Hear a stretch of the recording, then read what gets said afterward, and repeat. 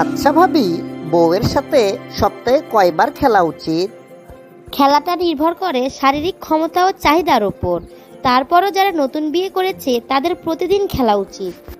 আর যাদের বিয়ের বয়স 2-3 বছর হয়ে গেছে তারা কতবার খেলবে? তাদের অন্তত সপ্তাহে 4বার খেলা উচিত। যাদের বিয়ের বয়স 5 থেকে 6 বছর হয়ে গেছে তারা সপ্তাহে 3বার খেলা ভালো। আর যাদের বিয়ের বয়স 8 থেকে 10 বছর হয়ে গেছে তাদের সপ্তাহে অন্তত 2বার খেলা উচিত। যাদের বিয়ের বয়স তার থেকেও বেশি তারা কতবার খেলবে ভাবি?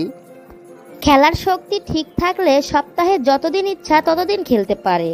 তবে সাধারণত 10 বছর খেলার পর খেলার শক্তি ও চাহিদা কমতে থাকে। তাই স্ত্রীকে খুশি রাখতে অবশ্যই সপ্তাহে অন্তত একবার খেলা উচিত।